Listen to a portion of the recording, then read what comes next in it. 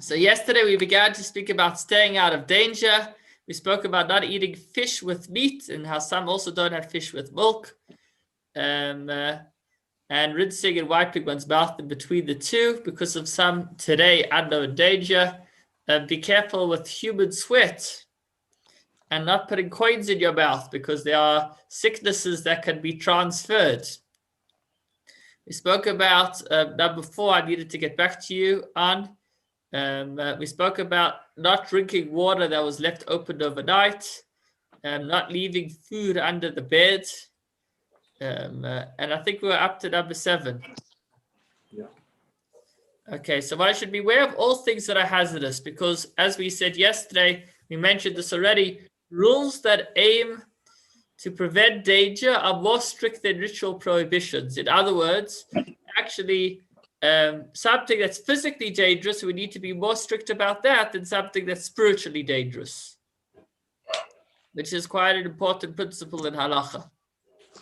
Chamira sakanta be'isura.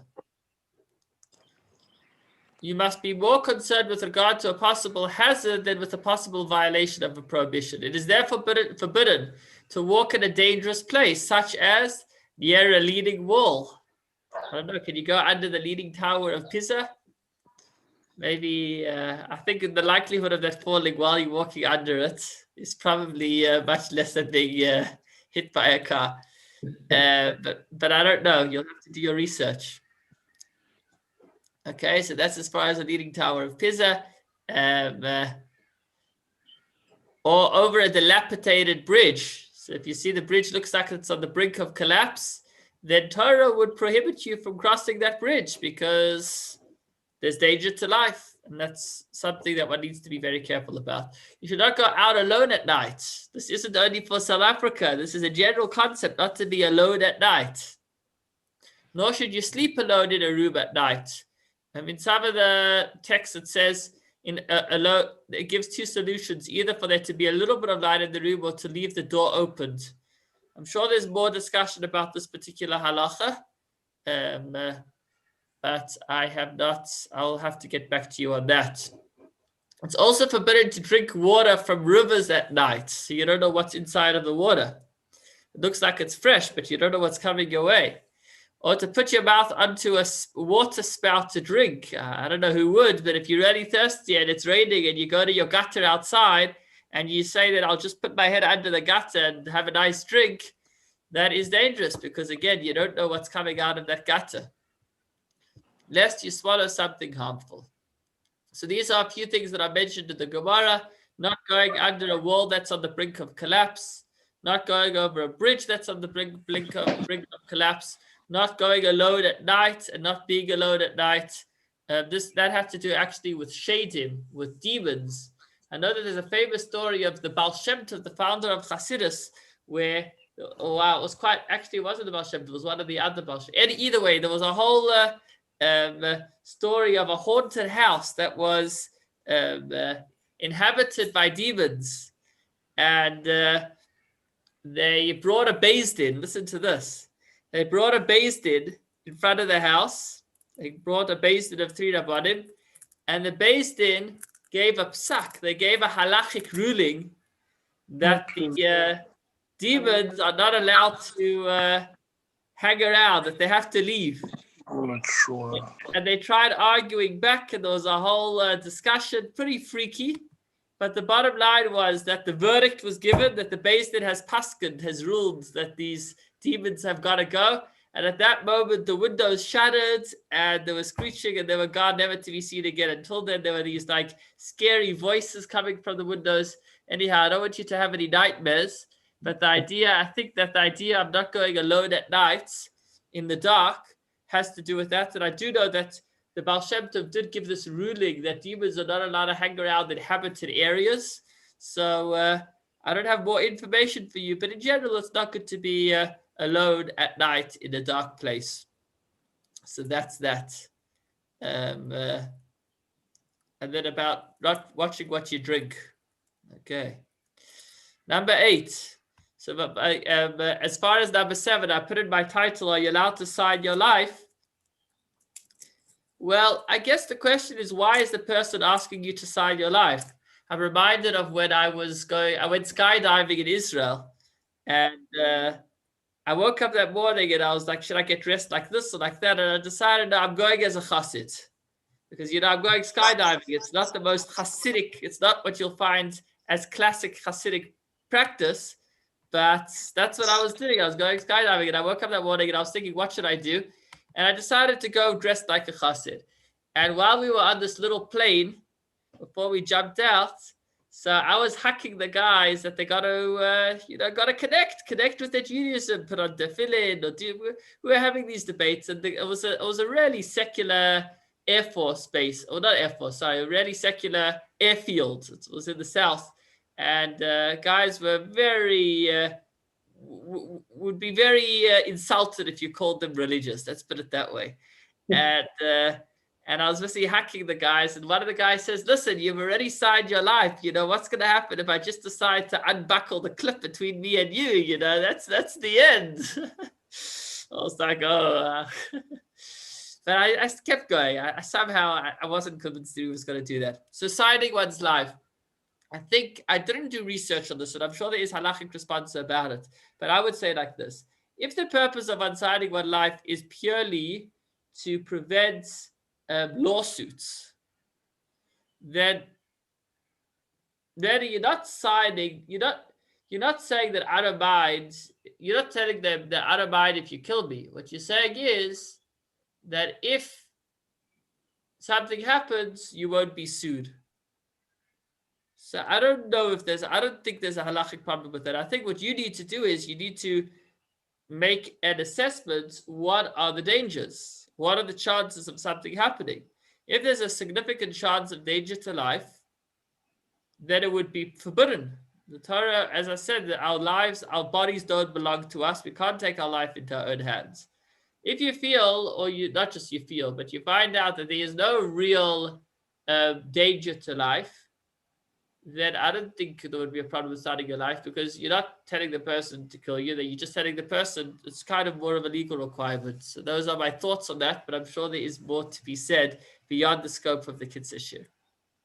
Stay away from all things that are hazardous, because, as we said before, rules that are there to prevent danger are more strict than those. Something that is forbidden because of physical danger is more serious than something that's forbidden because of spiritual danger. We've said that a few times already. It is therefore forbidden to walk. Oh, we just did that. I'm sorry. It is customary at the time of the equinox to place a small piece of iron on all beverages and foods, but on food that is cooked or pickled or kept in salted, it is unnecessary. Again, I don't have much information about this.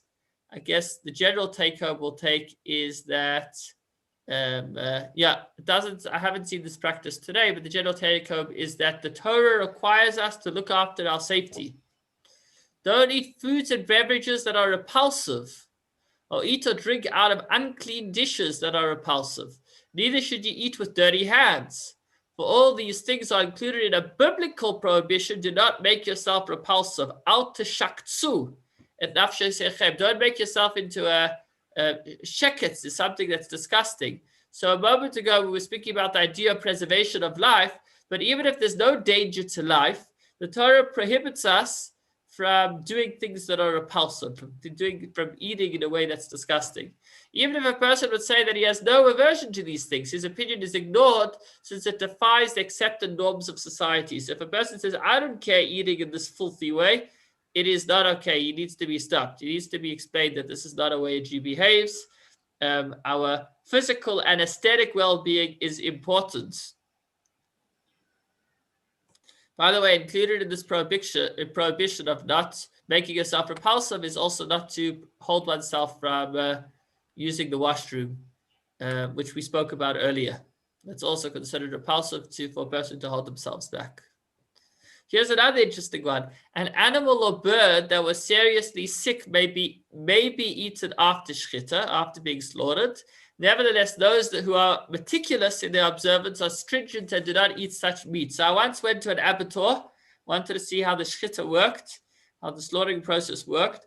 And they have a line of cows that line up outside of the abattoir, and then they have like a garage door. The garage door opens, and the cow walks forward, and then the garage door closes, so all the cows on the outside don't see what's going on, and then the cow is fastened into position, and the cow is shafted. Now, what happens from time to time is a pickup truck, a bakkie, comes and delivers an animal. And why is that? Because the animal is too sick to walk to stand in line, so they just deliver it and on the back of a bakkie, and they bring it into the room. And whenever that happens, the sheikh, he doesn't shecht it. He lets them do whatever they want to do with it, and it doesn't get his stamp to say that it's kosher because it wasn't shechted. And the reason for that is because actually, if the animal was sick in a way that it would have died, then it's actually not kosher. It's called a treifa. Even if the animal is not in a condition where it was about to die, but rather it just had some kind of sickness, so then, strictly speaking, you would be allowed to shecht it, but those that are meticulous would be are not shechting any such animals. And that's, I guess, the reason we keep kosher is not in order to be healthy, but certainly when it comes to meat, only animals that are in a very healthy state of being will be shechted. Any animal that looks like it's falling off its feet will not be, the sheikhet will not accept such an animal, and instead it will be shot and sold as non-kosher meat. Not only that, but after every, and this is a little bit of a tangent, you'll excuse me, after every cow is shechted, the sheikhet actually then goes that you need to have two people. There's been a big discussion about prices, and I'm certainly not getting involved, but just some details of the process of meat. You need to have one rabbi that's shechting, and you need to have a second rabbi further down the line that actually inspects every single lung. Every single cow that is shechted, he cuts the animal open, and he actually needs to feel the lung to feel if it's absolutely smooth. If there are any bumps or any sores on the lung, then he needs to take it out and blow it up. And if there are any holes in the lung, then the lung actually then the whole animal is not kosher. That's a second rabbi. You need to actually, it's quite you can imagine, you need serious training. It's not like a layman has no idea to know what a healthy lung looks like or what's considered kosher or not. So that's actually something that you learn, and then you get, you go and you learn under another rabbi. And then they have a third mashkiach down the line that makes sure that when they actually, as the sheikh checks, he puts his stamp on, and then that's stamp A, and then as the guy checks the lungs, he puts on stamp B, and then a little further down the line, there's a mashkiach that makes sure that only meat that is being cut off from animals that have both stamp A and stamp B get packaged in kosher packaging. And then I think maybe even a fourth manager that makes sure that everything goes off to where it needs to. And all these four people in place need to be there to ensure that what we're eating is kosher. But back to what's at hand. That was a bit of a tangent. So it is forbidden to cut down a fruit tree which bears fruit, like an olive tree which produces at least a quarter of a cup of olives, or a date tree which produces at least a cup of dates. These are different volumes of fruits because it is hazardous. So there's actually some kind of spiritual danger, hazards in cutting down a fruit tree. It's almost like the fruit tree is in some way like a person. And by cutting down a fruit tree, it's actually doing something that is hurtful to the tree and dangerous, and therefore may not be done except for the reasons that we will give below. In fact, the Torah, when it speaks about this, it says, don't cut down a tree. Ki adam eitz hasadahu, for is man a tree of the fields. So we actually see that the Torah compares a tree to man.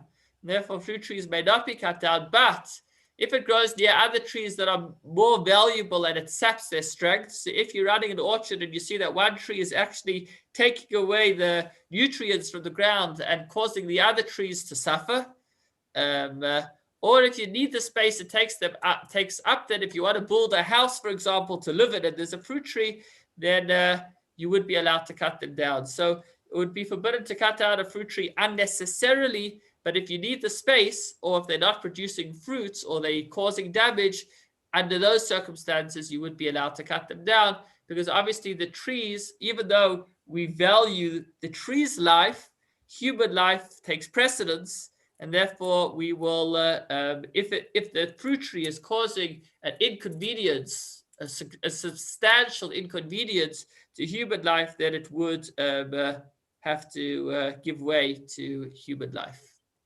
That's an interesting one. Rabbi, can I ask a question? What is a kav of olives? So a kav is a certain measurement. Let me try to remember what a kav is.